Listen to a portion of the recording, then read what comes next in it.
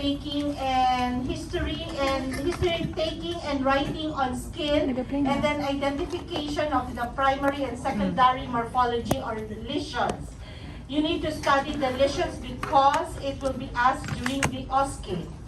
And then for the general survey, you need to master the BP taking. You're very familiar with the checklist because this is the checklist that we use during the physiology. So at the end of this lecture, I hope you can able to describe the important aspects of general survey. General survey is when you become third year and fourth year, you have the database. In the database, you have the general information, you have the history and physical examination. Then before you perform the physical examination, you need to have the general survey first, followed by the vital signs, and then, so that's the second objective, identify the components of measurements and vital signs, followed by the physical exam. In the physical exam, if you notice, it was divided into different systems. So let's start with general survey. What is general survey? The moment you encounter the patient, you should look at the patient from head to toe. And then you have already, this is what we call as your clinical eye. You have already, at least when you saw the patient, the problem of this patient is like this and like that. Now, so once you encounter the patient, you have to launch a general survey. The next question is, Doc, what are you going to see when the patient is already there? And the following are the things that you need to check. Number one is the apparent state of health. If the patient looks like this, look at the left picture. Diba, the patient is sick. So at least, this patient is sick. I am dealing with a sick patient. Or if your patient is elderly, frail, or your patient is parang namang walang sakit because the patient might be asking for medical certificate, fit to work or fit to go back to school. Next is physical appearance. Nowadays, it's difficult to know the age, the real age. Why? 60 years old siya, pero looks like young. Why is that? Because of? Botox. Okay, Botox daw, skin, so anything. So, di ba? It would be difficult now to check the real age. Next is sexual development. Very important to know, especially for the children, because based on the sexual development, you might encounter different syndromes, like Turner syndrome.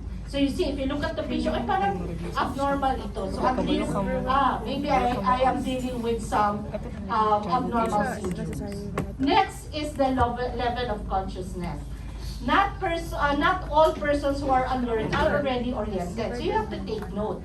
Patient is alert, but when you ask some questions not oriented to date, time, place, okay, and they do not answer your questions appropriately also. So if that is the case, then you're dealing with psychiatric patients or with psychological problems. And what if the patient is unconscious? Then you check for the verbal, painful, or if it's unresponsive, check for the different stimulus. When you go to your nervous system, you will memorize this Glasgow Coma Scale, which has the highest score of 15. Now, next is the signs of distress. Look at the first picture on your left. If the patient comes to you with cyanotic lips and fingers, what comes to your mind? What disease? What differential diagnosis will come to your mind? Diba? I am dealing with pulmonary or cardiac problem. Okay, so I will be asking further about the genetics, about pulmonary and cardiac problems. How about in the second picture? Back pain. So the patient coming in because of pain. Diba? Even without asking, it's a pain. How about the third picture? Sad, depressed. Do you know? Before coming here, I asked her last night. I texted her, why are you sad? Sabi niya, because sa first evals nila, she failed. Okay? Relate? Cannot. I cannot. Okay, next. Skin color and obvious lesions. Now check for the color, the skin color. Why? Because there are also skin diseases. You know Michael Jackson? Ang original niya na color is black. Nang namatay siya ng color niya. So you have to check if the color is even, if there is pigmentation, because you have also a lot of skin lesions. Next is this one also. Okay, look at this. Pallor. What comes to your mind if your patient is pale? Anemia. So may hematologic problem. How about this one? Adult, sa taas, and then merong clubbing of fingers. Cyanotic. Sa heart. Cardiovascular problem. Okay? How about this? Jaundice. What comes to your mind? What diseases? Liver problem. So you see, yellow siya. Alam niyo na from the very start, and then it will also guide you and help you with your history taking. Bruises. Physical abuse, very good. Ganun ang mga generations. So actually, pwede din siyang hematologic problems. Okay? Next is this one, Macklin. And then when you check the blood pressure, it's hypotensive. Plus, if you will hold the patient's hands, it's going to touch.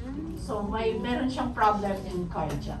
Okay? So you see, skin color can indeed help us with our diagnosis.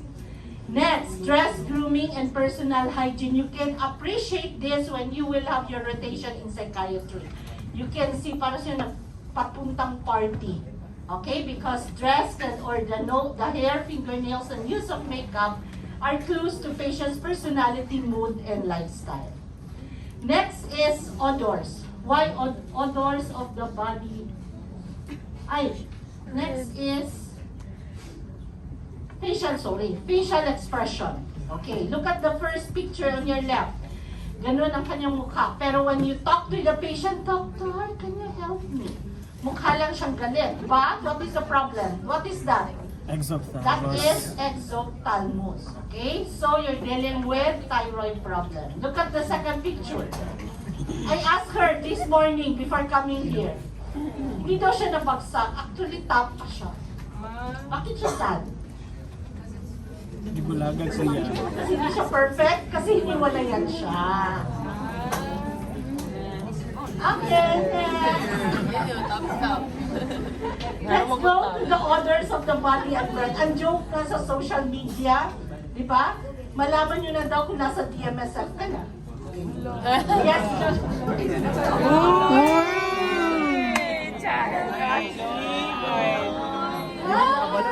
Naka sa DMSF tungkol sa odor. Yes, Doc. Okay, thank you and good morning. We're all done. Ano na ka dire?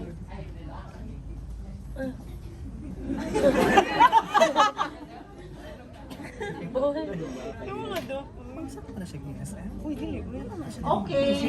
So, scent of alcohol. Why scent of alcohol?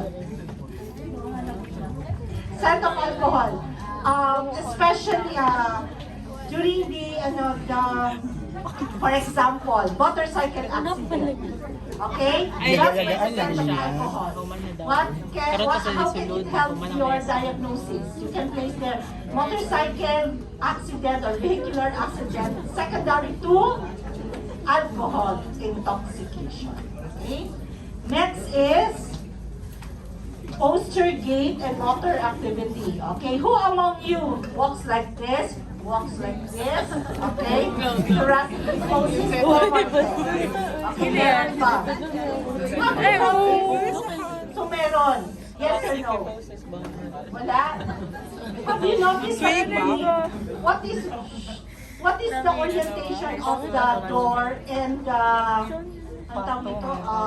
table ng doctor's table? Di ba malayo siya? Why is that? Because you will allow your patient to walk like a model. Okay, so that you can assess the posture, the gait. Okay? Then there are exceptions, so you can write there. Toddler neurosis, which is appropriate for age. How about sa elderly, diba? Kyphosis. So you can place there. Kyphosis appropriate for age. It becomes a problem if you're dealing with like 20 plus adolescent students plus 2 na. So there's a problem already. Lordotic. So what is this? The typical position. asthmatic. Hindi ko mapansin sa mga picture. Di ba? When you have difficulty of breathing, kunyari, when you go up from ground floor to fourth floor, you're late na for the exam. And then when you reach fourth floor, paano kayo, di ba, mag-hyperventilate? Pag ganun ba? Goers. Hyperventilate, di ba Dystrophy. mag-stoop. Pericarditis. So that is what we call tripod position. And then you check also for the respiratory retractions. There are different types of gait abnormalities, but of course, I will not be asking what is that. But you have, every time you meet and encounter a patient would have difficulty or problems in walking, you check. Kami kay before, during our Ateneo days, may nakita kaming professor. And then when we observe, hindi pala pantay si legs. Imagine, pag hindi pantay ang legs, paano mag-walk? Okay, so these are the different gait abnormalities. Check for presence or absence of tremors or paralysis. Next is the height and weight. Okay, so not all small persons are having Turner syndrome. Papaka naman pagdating sa hala, gamay lagi si Doc. Doc, may Turner syndrome. Okay? Diba? So you have to ask also the genetic heritage. Kami lahat, ano tawag nito? Nano, kamay. Maliit. Okay, short. And then, there are also genetic heritage na matatangkad. What is this? This is what we call as Marfan syndrome. I saw one during my internship in SPMC. Basketball player, okay? But unfortunately, wala pala siyang every year na check-up. He died because of cardiac problem. Marfan. Okay? Then how to look at this? Not all obese are children. What's the difference between these two pictures? You check the body fat distribution. This one is equal, but this one is not. The body fat distribution is unequal. Okay? Body structure, you can actually check if it's equal, fingertip to fingertip, if it's equal to the height. And then kung equal ba ang ating structure from here to the pubis, pubis to sole. Kung equal siya. Next is the BMI. Previous, the latest base you have is ito na lang naiwan. Weight, kilograms over meter square. Kindly memorize this by heart. Why? Because when you become third year and fourth year, you will be using your apna in your cell phones. So, you have to remember the formula. Baka mas bright pa si Up kaysa inyo. So, at least kilograms over square meter square. This one is, I got this one from the previous base. Ang previous base, meron siyang ilagay pounds over inches squared. Okay? So, you can also use the pounds or the inches. Next is, you study, memorize this also by heart. Interpretation of your BMI. What is underweight, normal, overweight, obese, 1, 2, or 3. Okay, so you memorize that one. Other measurements that will help us check or indicate of health risk, body fat distribution. And then this one, I like this picture. Why? Okay, your teacher, identify, Android, ako gynoid. Okay, malaki na ang benwa. So this is an example right up. The patient is moderately obese. How did the doctor know? The doctor checked or computed the BMI. Young adult Caucasian male who appears his stated age of 33. So physical appearance and is in no acute distress. Check the signs of distress. Patient ambulates without difficulty and moves freely. What is this? Posture gait. He appears well-groomed, clean, and is dressed in an examination gown. Check the dress, the grooming. Patient talks freely but appears to be somewhat anxious, the level of consciousness. Now let's go to the second part because we still have the third part, which is the skin. So for the temperature, just memorize this. What is the normal oral temp? 35.8 to 37.3. So the highest is 37.3. Question. If the oral temp is 37.5, low, normal, high. Answer. High. Okay. How to get the oral temp Ito glass thermometer sa base kasi. Take note kasi ang mga pictures, ano tawag niya, mga cartoon pictures, nakalagay kasi si thermometer saan? Nasa side. So, how to place correctly your thermometer is to place it under the tongue. And then let the patient close the mouth. Pero we are using naman the digital, so just wait for the sound. And then, if the patient, you ask first, if the patient drinks hot or cold or smoking, then you have to delay it for 10 to 15 minutes. Not recommended for unconscious, restless, or unable to close their mouth. Next, again, what's the normal for the oral temp? 37.3, 35, ano ganun yun? 37.3 lang ako. 37.3. Now, rectal temp. The normal for rectal temp is 0.4 to 0.5 higher than the oral temp. Question. If kanina the oral temp of 37.5 it's high, how about 37.5 rectal temp? Low, normal, high. Answer. Normal. Because the normal for the rectal temp is 37.3 plus 5, 37.8. Did you get it? So 37.5 rectal, that is still normal. Next, axillary temp, the normal is 1 degree Celsius lower than oral. Question, if 37.5 axillary, low, normal, high, answer. High, because the normal is 36. Kasi ang normal sa oral is 37.3. 1 degree man siya. So 36.3. Did you get it? That's why pag maggamit kayo ng axillary, pag 37, that is already high. May fever na pag axillary. Okay, next. Rectal temp, paano? Do not forget the lubrication. And then when you insert your rectal thermometer, lahat ba? So it should be only 3 to 4 centimeters, 1.5 inches, and the direction should be in the umbilicus. So nakakalimutan. Next is temporal artery temperature, but this one, sa latest base, wala kasi siyang dimension na tawag ito, normal range of the temperature. Tympanic measures is quick, safe, and reliable if performed properly. Actually, tympanic can give us the core body temperature. So what is the normal? Higher than oral temp by 0.3. Ang disadvantage lang, you have to make sure na wala siyang yung maka-block. Kasi ang gina-check mo ang eardrum. So kung may earwax, then it will block the real core body temperature of the patient. And 37, it's 0.8 higher. So meaning to say, 37.8. Tympanic membrane temperature, high, normal, low. High, normal, low. It's still normal because 37.3 plus 0.8, 38 nga, diba? 37.9 is still normal. But, tympanic membrane temperature. Pulse rate. How to check the pulse rate? Nakalagay kasi previously sa former base, if the rhythm is regular and rate, you can get for 15 seconds. But the doctors do not agree. So, ang nasa latest base ninyo is 30 seconds, then times 2. So, i-change natin siya. Okay? Count the rate na lang for 1 full minute.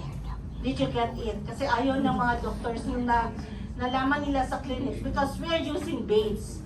And I'm also getting the information from the baits. Nakalagay kasi doon, if the rhythm is regular and rate seems normal, pwede you can get 15 seconds times 4. Yan yung previous baits. Your baits now, ang edition ninyo is nakalagay 30 seconds times 2. Change natin yon. Ito na lang. Kasi pagdating sa clinic, the doctors, preceptors would like to get you the pulse rate in 1 full minute. Irregardless if it's regular or irregular or rate is abnormal. Okay?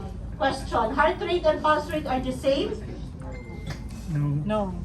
Why? Because heart rate is you need to get the stethoscope. So in practice kasi kami before, pag regular rate and normal ang rhythm, ginadeceive na namin ang heart pulse rate and heart rate kasi ang ano talaga, ang clerks ang mag-get ng vital signs. Okay? Even na sa buntis kami, role yan ng clerks. So you really have to get the pulse rate and then check also for the heart rate in one full minute. And then how to assess? How do you know it's tachycardia? More than 100. Brady, less than 60. Check if the rhythm is regular or irregular. If the volume, how will you know if it's weak and strong? Diba usually pa, kunyari exercise, very strong. Dehydrated or sick, weak. Count the number of respiration. So how do you count the rate? Kasi meron siyang inhale, exhale. Inhale, exhale, 1. Inhale, exhale, 2. Okay? How do you check? You can check the visual inspection, but because baka maanuhan tayo ng especially for the boys, kasi yung gina-observe. Diba? Tapos what if naka-ano pa din siya? Tawag niya, naka-open si patient. Niya, ang ganda. Tapos Then, ha?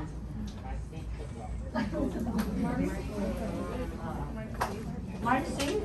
Saan na? Mark safe? So, what is the safest? Paano siya ang safe? Is listen over the patient's trachea with a stethoscope. Okay, next is what is the normal? Nakalagay kasi sa base ninyo is 12 to 20. Okay, 14 to 20 breaths a minute. Observe the following. The rate, if it's normal, rapid or slow, depth, normal, shallow or deep, rhythm, regular or irregular, presence or absence of, what is this? Retractions. Okay? So this is the normal BP, the blood pressure. Memorize also this. Okay, question. If the BP of the patient is 120 over 100, interpret. Yes, it's hypertensive. What category? Stage 2. So Bates taught us how to interpret. So interpret first by individual. So what is the systolic? 120. Look at the 120 saan ka Elevated. And then what is the diastolic? 100. Where is the 100? It's here. So sabi ni Bates, the higher. Sino ang mas high? Yung systolic or diastolic? Diastolic. So the patient's BP, 120 over 100 is stage 2. Okay? Next. What if the BP is 190 over 80? Interpret. Stage 2. In stage 2 because individual 190 is stage 2. 80 is either pwede siyang stage 1. Okay? So which is higher? Stage 2 kasi 190 over 80. So what is the interpretation? Stage 2. Next. Third is if the patient's BP is 90 over 60, interpret. 90 over 60.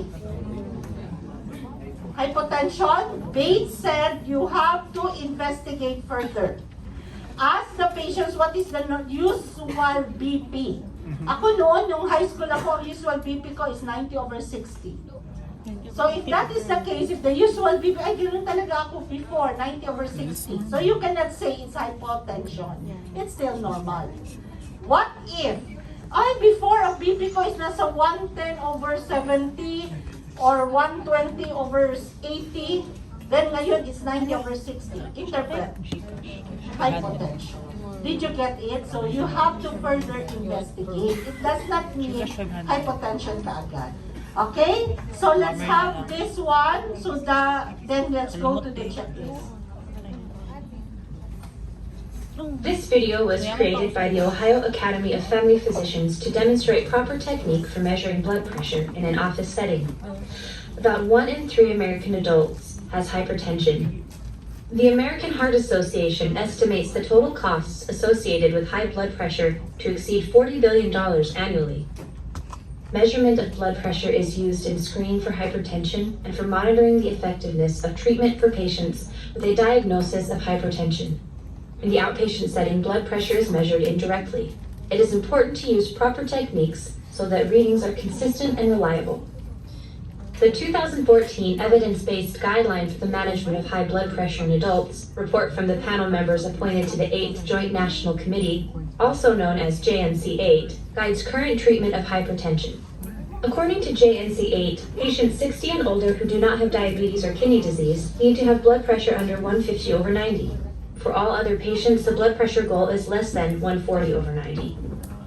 Taking a manual reading of indirect blood pressure requires a stethoscope and a sphygmomanometer. The stethoscope used should have tubing long enough to allow the clinician to view the manometer while listening to Korotkoff sounds. The bell of the stethoscope should be used as it permits better auscultation of Korotkoff sounds. A sphygmomanometer consists of a blood pressure cuff containing a distensible bladder, a rubber bulb with an adjustable valve, and a flexible tubing. The tube connects to a manometer which measures the pressure within the cuff. Each part of the sphygmomanometer should be examined on a regular basis to be sure that it is functioning correctly. The needle on an aneroid manometer should rest at 0 before and after each blood pressure measurement. Aneroid manometers should have calibration performed at least every 6 months. Blood pressure readings should be done when the patient is in a resting state. The patient should be seated for 5 minutes prior to checking a blood pressure so that the reading is not artificially elevated due to the exertion of walking to the room. The arm should be bared to the shoulder. A study looking at the effect of taking blood pressure through clothing showed little average change, but found that in patients with hypertension, there can be individual differences of plus or minus 20 millimeters of mercury or more when compared with measurements on bare skin. The patient must be correctly positioned to accurately measure blood pressure. The patient needs to have legs uncrossed and feet resting on a firm surface. The patient's back and legs should be supported by the chair. The manometer should be at eye level of the care team member. The patient's arm should be supported at heart level. A common error in taking blood pressure is the use of an improperly fitted cuff. The appropriate cuff size is determined by the circumference of the arm at the midpoint between the olecranon process and the acromion process. The cuff will have the size range listed in centimeters. Once the correct cuff is selected, proper fit is verified using the index line that runs perpendicular to the length of the cuff and a range line that runs parallel to the length of the cuff. When a cuff fits appropriately, the inflatable bladder should cover about 80% of the circumference of the patient's arm. Using a cuff that is too short and narrow results in erroneously high blood pressure measurement. When a cuff is too large, blood pressure measurements will be erroneously low. The cuff should be applied 2 centimeters above the crease of the elbow. It should fit snugly but still allow 2 finger widths under the cuff. When the cuff is in place on the upper arm, the index line should fall within the range line. Next, find the brachial artery, which is palpable about 4 centimeters from the medial epicondyle on the anterior surface of the elbow. Place the stethoscope lightly against the skin over the brachial artery, being sure that the pressure is appropriate for good sound transmission. Make sure that the blood pressure cuff and clothing do not touch the stethoscope. Inflating the cuff to an arbitrary level will often lead to overinflation, which can be uncomfortable for the patient. Determining the pulse obliteration pressure will avoid overinflation. Rapidly inflate the cuff to 80 millimeters of mercury while palpating the radial artery pulse. Continue to inflate in 10 millimeter of mercury increments until the pulse disappears. Then, deflate the cuff at a rate of 2 millimeters of mercury per second, noting the pulse obliteration pressure where the pulse reappears. You are now ready to measure the patient's blood pressure. Inflate the cuff to 20 to 30 millimeters of mercury above the pulse obliteration pressure. Then, deflate the cuff at a rate of approximately 2 millimeters of mercury per second while listening with the stethoscope for Korotkoff sounds. As the pressure in the cuff is decreased, blood flow in the brachial artery increases, which creates turbulence and generates Korotkoff sounds. Phase 1 Korotkoff sounds are clear tapping sounds that coincide with reappearance of a palpable radial or brachial pulse. Systolic blood pressure is determined by the onset of Phase 1 sounds. Phase 2 and 3 sounds are of no clinical significance and are described as softer and longer, then crisper and louder. Phase 4 sounds become muffled and softer as the pressure measurement approaches the diastolic pressure, usually within 10 millimeters of mercury of true diastolic pressure. Phase 5 sound is not a sound, but rather is the level at which sounds disappear.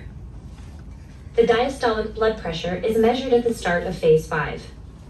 To ensure that diastole has been reached, the cuff pressure should continue to be slowly deflated for an additional 10 millimeters of mercury beyond the 5th Korotkov sound.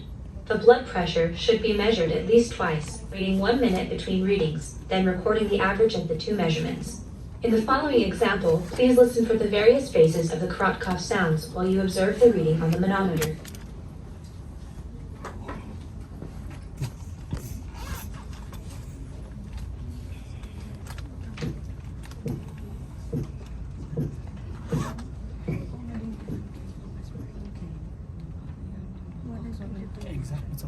An auscultatory gap is defined as the intermittent disappearance of the initial Korotkov sounds after their first appearance.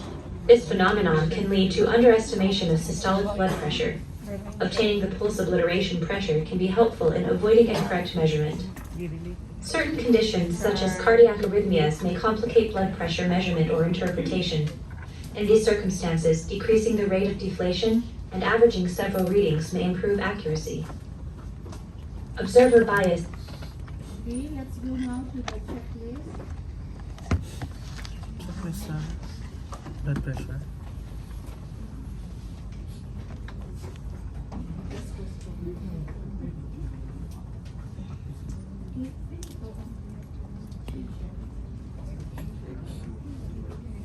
So, Jump.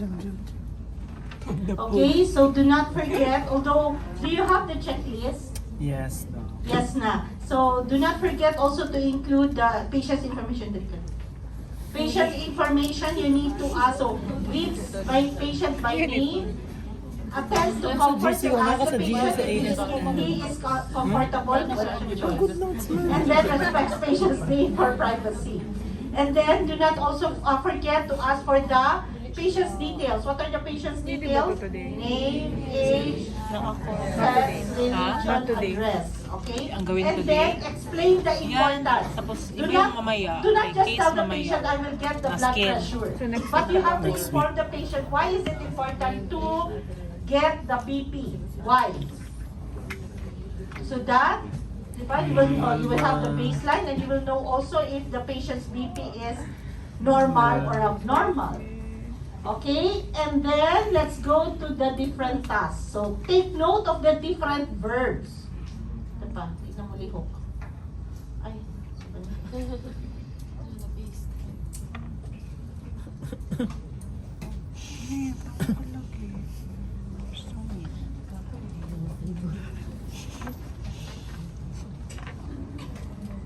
okay, verbalize. So what do you mean of verbalize?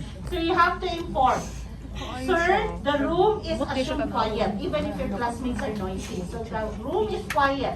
Is the room warm for you or is it very cold? So I can adjust the thermometer. Okay? Next, make sure offers the patient to be seated. So do not say I will make the patients I will tell the patient to sit back. Patient, can you take your seat and then make sure that the back is supported, legs uncrossed, and then the feet should be flat. Yeah, assume flat on the floor. Next, do not say, I will ask the patient, but this is how you're going to perform. Did you smoke? Did you drink coffee? Did you exercise for the past 30 minutes? So answer, yes or no. Ano answer mo, kuya? Coffee. Yes. Nag-coffee siya dyan, oh. So if yes, then you will ask the patient to rest for 30 minutes because of the patient is drinking coffee. Next, if assume the patient did not drink, did not smoke, did not exercise for the past 30 minutes, so I will inform the patient to rest for 5 minutes before I will check the BP measurement. Actually, nakalagay dyan 5.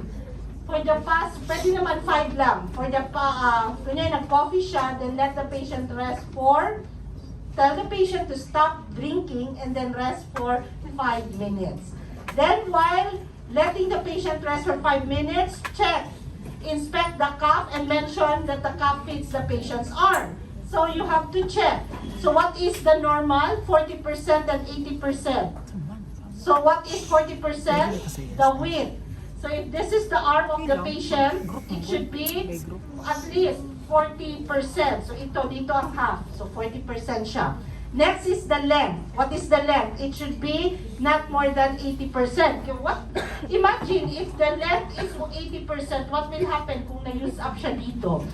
Other cup will have the range. So at least if nasa range siya, that is already fit for the patient's arm. Next is inspect. So ang previous students kasi will ask, do you have scar? Do you have dialysis? Do you have fistula? Do you have lip edema? Look at the verb there. Inspect. So you have to look. I will free the clothing. So ito. Okay, ganon. And then, there is no scar. There is no fistula.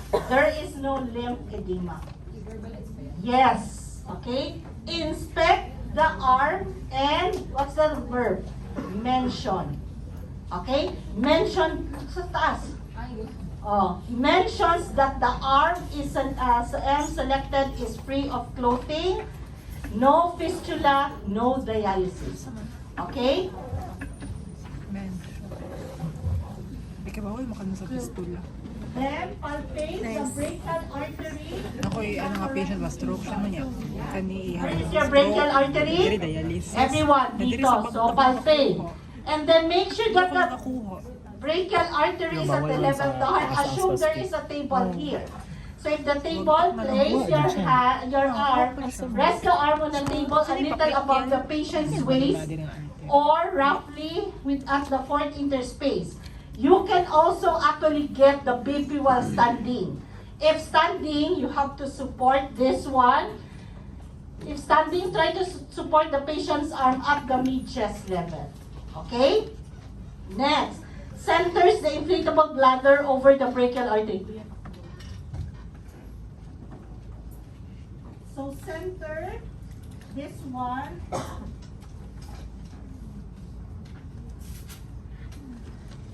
So do you have this tubings? Make sure that this tubing is in the middle. Okay, so this is the antecubital fossa. Centers the inflatable bladder over the brachial artery. Secures the cuff snugly and make sure that the lower border of the cuff should be 2.5. So use your 2 or 3 finger breadth. So dapat ang lower border niya is my space. So for example, yan. Okay? So 2 or 3 finger breadths. So this one. Okay, it says there, secures the cuff snugly. So use your 2 finger breadths. Insert your 2 fingers. If 2 fingers can be inserted, then that is correct. But if 3 finger breadths, what is that? Your cuff is too loose. Pag isa lang, it's too tight. So you have to readjust. Use also your 2 to 3 finger breadths. Make sure that the lower border should be 2.5 centimeters above the antecubital fossa. Why? Because you will be placing your bell or your diaphragm later. Next, slightly flex the patient's arm at the elbow. Place the BP gauge where it can be seen clearly. So there are 2 ways how to place your gauge. O meron siyang 2 ways. So pwedeng ito may naka-hook. Okay? Or place this one. Pwede siyang i-open then i-hook dyan.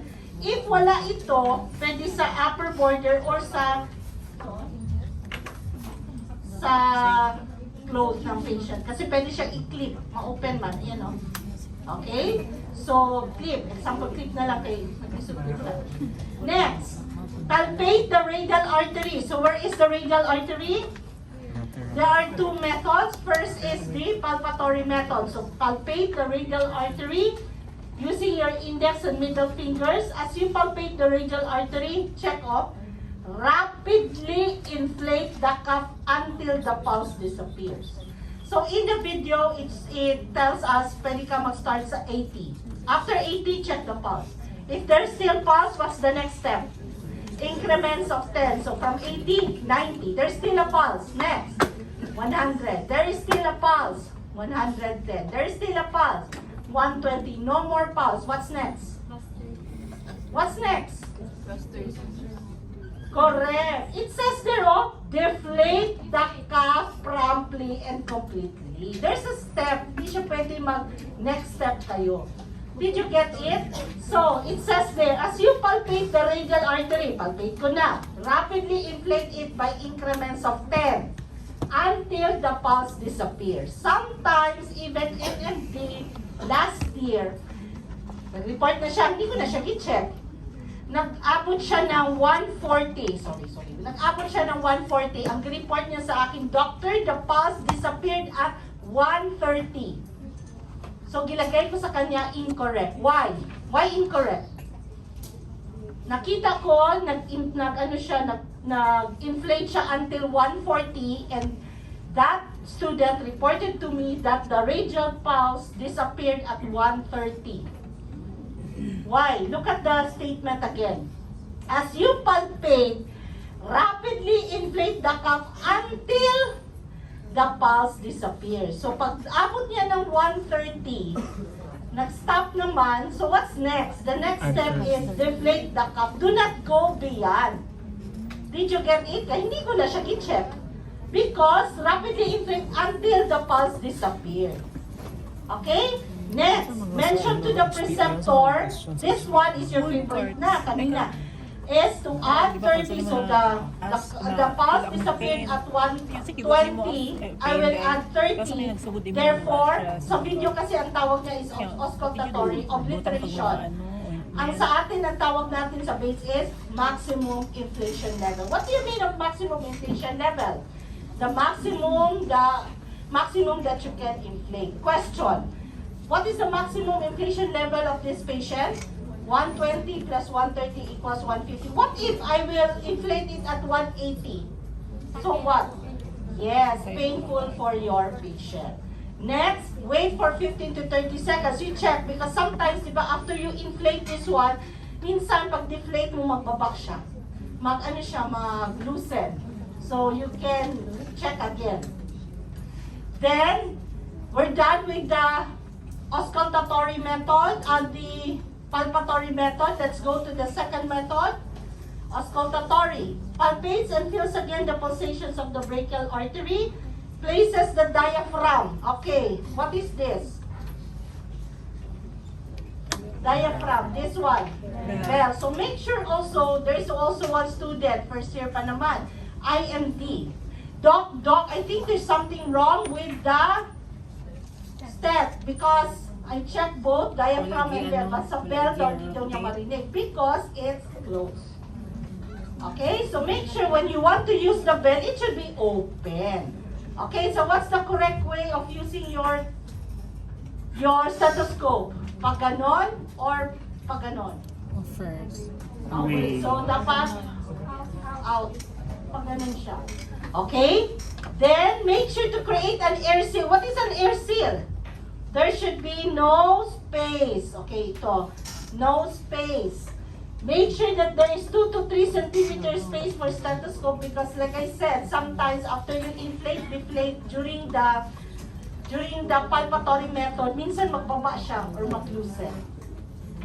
Then, inflate the cuff again rapidly. What is our target level for this patient? For example, 150. So the preceptor will check if you inflated it until 150. Pag 160, incorrect na kayo. Or 140, incorrect na rin kayo. Deflate the cup slowly at a rate ito is you need to practice. Okay? Releasing so that you can able to slowly deflate it at 2 to 3 millimeters mercury. Then mention to your doctor, to your preceptor, I heard the clear tapping or the correct cough sounds at example 120 and then it disappeared at 80. So the blood pressure of this patient is, so before that, before you mention to the patient, you have to remove this one first and then tell the patient the BP.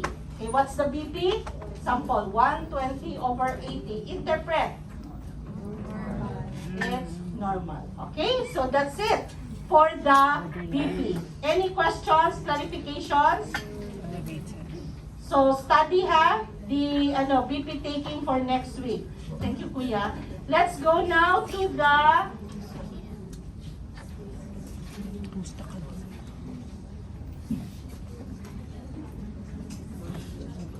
skin. Saan ba sila checklist for skin? Wala, no? Like legal. Kuha ra na to sila. Asa man ang dapit? Wala, mong wala.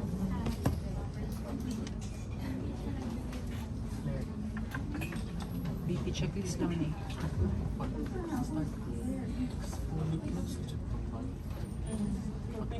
Sa kanilang systems niya skin, rashes, lumps, and chin.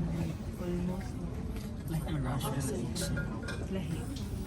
Itching katol lang. Ang rashes natin mga So this is your activity for this morning. How to do history taking of the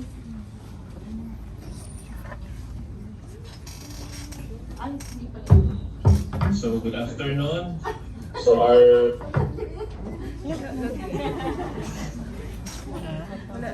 Ay, sikat tawag siya. Enjoy. Please get Hindi kanina, nag-play, tapos wala dito. Lord, nag-ground.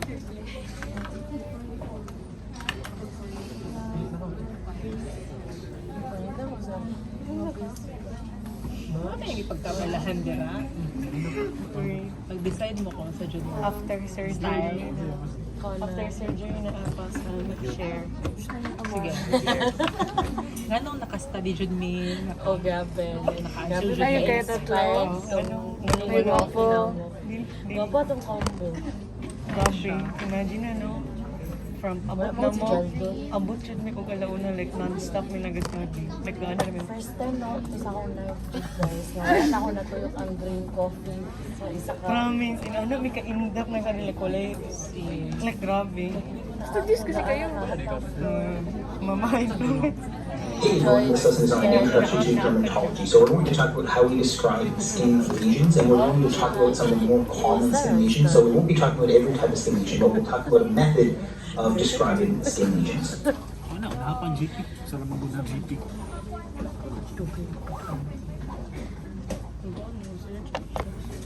DSA ba yung kasi?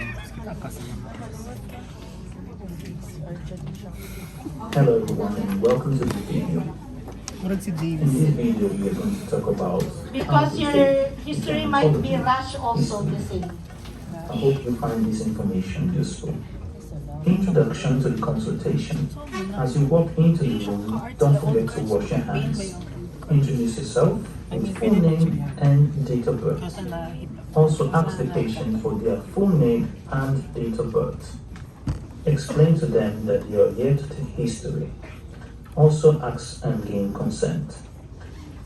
Presenting complaints. You can start by asking the patient, how can I help you today? This is an open question, and this allows the patient to tell you more about their presenting complaint.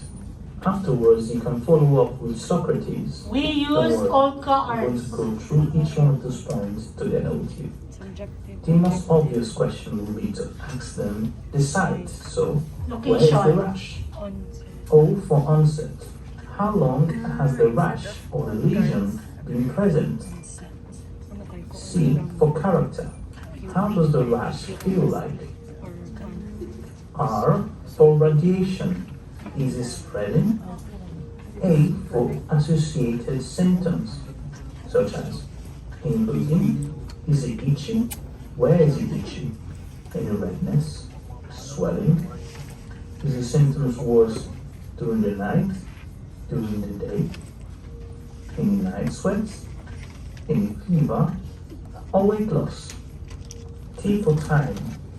Any change of the rash or the lesion over time, such as any changes to the size, the shape, the border, the color, the texture.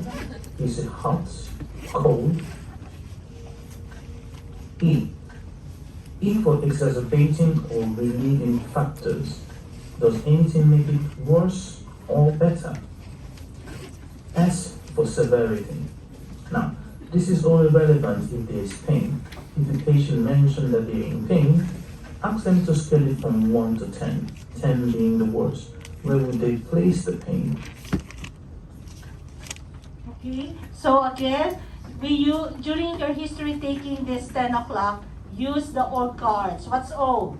Before that one, you need to ask for the complaint. Again, we do not ask this one, what is your chief complaint? But instead, how do we ask?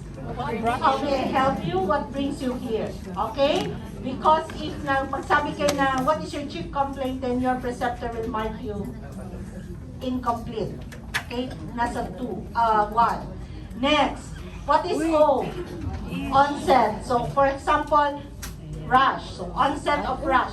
L, location. C, characteristic. Then, D, duration. How long? So, the onset and the duration for how long already. Next, A, associated symptoms. So, did you check if there is erythematous or associated with itchiness? Okay, is there a fever? Is it, what else pa? Fever or sweats. Then next is another A, aggravating or elevating factors. For the elevating, nakalagay doon exacerbation. So for elevating, you can have pharma or non-pharma. What is pharma? Ask for any medications. If you ask for medications, what's your next follow-up question? For example, yes, I took a cetirizine. What's your next follow-up question? The dosage, the milligrams, or the dosage, the frequency, how many tablets. And then next is there any improvement? What's next? What else? Who gave you the medication? So if on self-medicated, then in your history writing, you will place self-medicated. Or sought consult and was given with medication, cetirizine. Okay, so that is the difference sa history writing. Next, AR, what is radiation? Radiates to if the redness or the itchiness radiates, or the rashes radiates to any parts of the body. ART, what is the timing? If it's happened time of the day, it usually worsen in the morning or in the afternoon. Then severity. Take note, the severity is only for pain. Do not ask for, what is the severity of the rashes from 1 to 10? Lamigay tubagon. How will I know if it's 1? 1 over 10, 1 rash? If 2 rashes, 2? Or more than 10? Okay, the severity is more than 10. So we use the severity only for pain, not for the rashes, not even for the fever. Diba last week fever ba kayo? Abdominal pain there is. Meron kasing parang sa IMT ata, the fever rate it from 1 to 10. Okay? Next is, natawa na lang ako. So how do I rate? Can you give me what is 1 with signs and symptoms? No signs and symptoms. What is 10 with signs and symptoms? Very good. Next, let's go to the iyanan ako kaya akong mga pictures.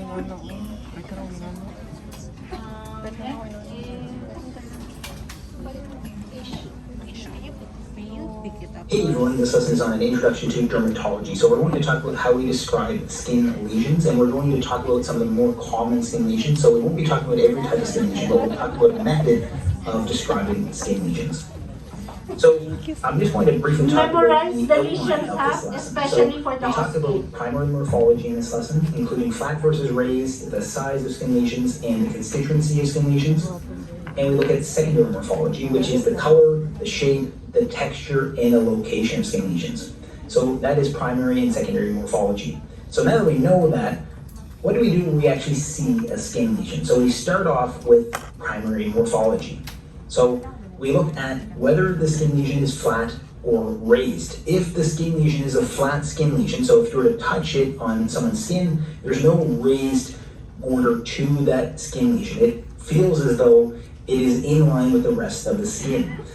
And once we've decided that the skin lesion is flat or raised, we move on to looking at the size of the skin lesion. So we use the number 10 millimeters, and that's usually the diameter of the skin lesion. So we break it down into skin lesions that are less than 10 millimeters and skin lesions that are greater than 10 millimeters. If the skin lesion is less than 10 millimeters and it is a flat skin lesion, we call that a macule. If it is a flat skin lesion that is greater than 10 millimeters, it is a patch. So that's really the difference between a macule and a patch. You might have heard of these terms before. So a macule is flat and less than 10 millimeters, and the only difference is that a patch is flat but greater than 10 millimeters. And now moving on, we'll look at the raised category. So again, we break it down, is it less than 10 millimeters or greater than 10 millimeters? If it's less than 10 millimeters, it is considered a papule. So papule, if it's raised and less than 10 millimeters, it is a papule. If it's raised and greater than 10 millimeters, we call that a plaque. So that's the difference in the terminology. So again, we look at the primary morphology, break it down into flat and raised, and then less than 10 millimeters and greater than 10 millimeters. And you get macules and patches, and papules and plaques. Now there are actually other terms we can use for raised skin lesions. We actually have to look at the constituency of the lesion in order to actually name it or describe it. So the constituency can either be, it's liquid filled, so it's filled with liquid, it's pus filled, or it's a solid. So it's a raised skin lesion, and we break it down into what really it is made up of. So if it's liquid filled, we actually break it down, again using the 10 millimeter number, into vesicles, which are less than 10 millimeters and are liquid filled raised lesions. And then greater than 10 millimeters are bulla, which are liquid filled and raised as well. So that's really the difference between vesicles and bulla. Vesicles are less than 10 millimeters in diameter, they're liquid filled and raised skin lesions. And bulla are greater than 10 millimeters, liquid filled and raised. Now with regards to raised skin lesions that are pus filled, these are called pustules, and that's easy to remember because pus is actually the name pustule. And then with regards to solid raised skin lesions, we call these nodules. So those are how we distinguish these types of raised skin lesions. Again, we look at, is it liquid filled, pus filled, or a solid? And then we can break down the liquid filled into less than 10 millimeters and greater than 10 millimeters, so that's a vesicle and bulla. And then we can look at, if it's pus filled, it's a pustule. If it's a solid, it's a nodule. Now there are other types of skin lesions that we can see, or other types of skin manifestations we can see, depending on if there's actually bleeding under the skin. So with regards to skin bleeding, so this is essentially another constituency, so this is blood as a constituency. It can be flat or it may be raised, the skin lesion. So we break it down into actually what we call petechiae, which are non-palpable and less than 3 millimeters. So this is essentially a bit of blood under the skin, and it's less than 3 millimeters and it's non-palpable. Purpura is the next in the category. And this is larger areas of hemorrhage. And it may be palpable, might not be, but it could be. So you might hear palpable purpura. And this is in between the sizes of 3 and 10 millimeters. And then anything greater than 10 millimeters is ecchymosis. So ecchymosis is often non-palpable, again, greater than 10 millimeters. So this is really looking at the constituency being that of blood in the skin, and then you can break it down into petechiae, purpura, and ecchymosis. These are all considered non-blanchable. So what does that mean? Non-blanchable means that if you were to push down onto the skin lesion and then lift up your finger, it doesn't go away. So some skin lesions you can actually push on, and then they actually, if they're red in color, they can actually become white, so you're pushing the blood out of them. But with these, when you push down on them and then lift your finger up, they can still be there, so they're non-blanchable. And really all three of these manifestations are due to thrombocytopenia, or low platelet count. Although you may see palpable purpura in other types of conditions, but when we generally see thrombocytopenia, especially some severe thrombocytopenia, we can see these manifestations, and we break it down depending on the size of the skin manifestation. If it's less than 3 millimeters, it's petechia. If it's 3 to 10 millimeters, it is purpura. If it's greater than 10 millimeters, it is an ecchymosis. Now some other skin lesions or skin manifestations that you can see are something called telangiectasia, These are small dilated blood vessels, so that's just the name for that. Another skin manifestation that is very common is urticaria, and urticaria is just another word for hives. So urticaria are red, they're rounded, and they're a raised rash. So the R's, you think of it that way. So red, rounded, raised rash. And these are due to allergic reactions most times. And then another skin manifestation you can see is an ulcer. So this is a larger skin lesion that usually takes all of the epidermis, the top layer of the skin, and then part of the underlying layer, the dermis. Whereas I don't show here, but an erosion is another skin lesion that really just takes part of the epidermis and not the dermis. Other skin manifestations include excoriation. So excoriations are really just scratch marks, and they're usually an erosion of the skin, as we mentioned before. An erosion is a loss of part of the epidermis, and it is linear in shape, so it's worse than it's actually scratching. Scales are another skin lesion that you might see. It's basically a flaking of the skin caused by epidermal thickening. And then a crust is dried out exudate. So an exudate could be anything like pus or something like that in a skin condition. Usually we can see this in impetigo, so we can see these golden crusts. Or it could be dried out sebum on the skin, so that is what the crust is, so it's different than scales. And then we can look at secondary morphology. And secondary morphology is when we start looking at more specific details with regards to the lesion. So we start looking at things like the shape of the lesion. So we can start to describe the lesion a bit more in more detail. So if it's round in shape, if it's a line or linear in shape, or if it's coin shape, and these all have different terms. So if it's round or rounded in appearance, it is annular, so it's the term we use for a rounded lesion. So it's rounded with a central clearing. It's usually more specific to annular lesions. This can occur in kidney infections, so you can see this in ringworm. You can see this also in secondary syphilis and lupus.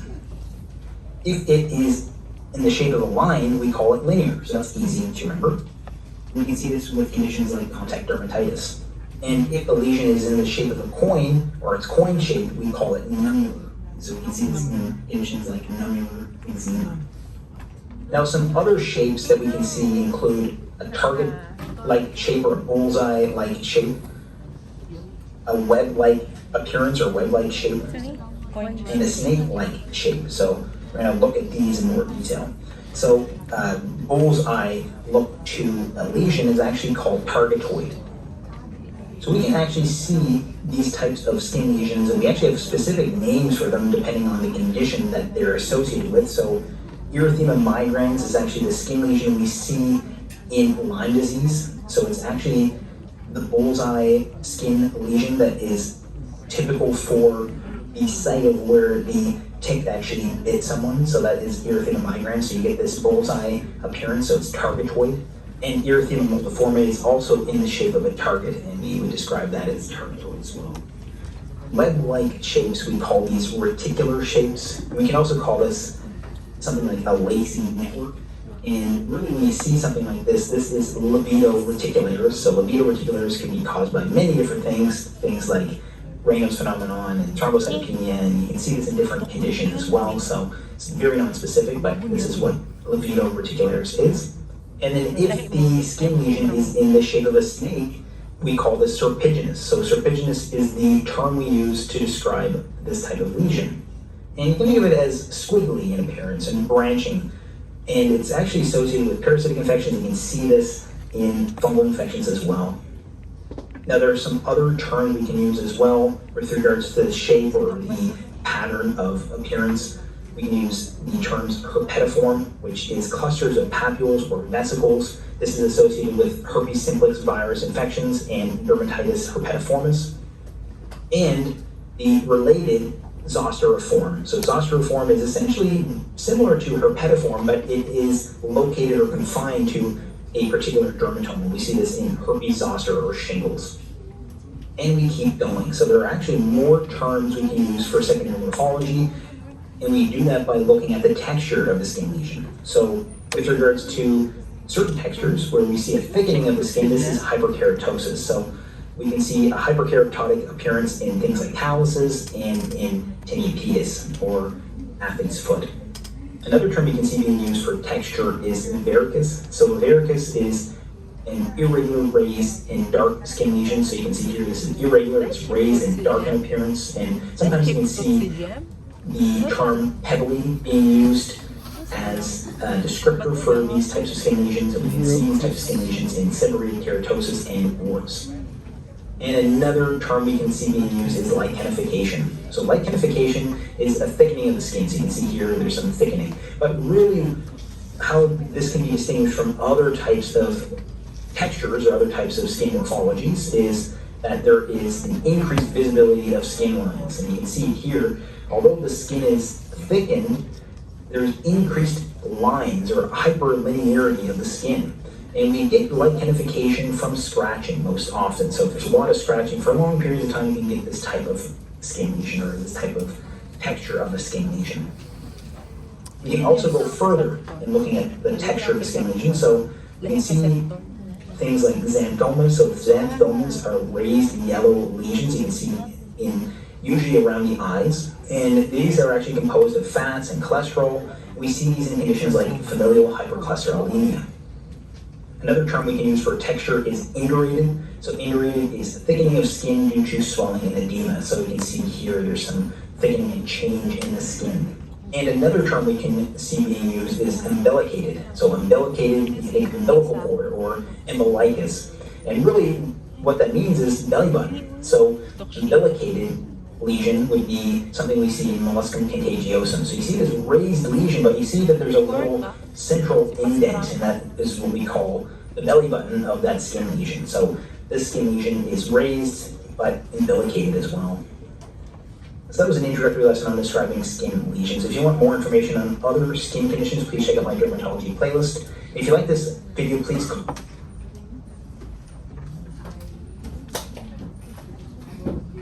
Okay, so that's it for today. So today, your activity is, although nakalagay sa aming is BP taking, which will be next week pa man kaya. Yes, Yun ang i-announce. Yes. So you will have history taking. So like, don't forget the old ka-arts when asking questions. You can go back again to the video which I posted in your iLearn. And then with regards to how to identify the lesions, you go back again to the primary physiology, primary pathology, like if it's raised, flat, yun siya. That will be your guide more than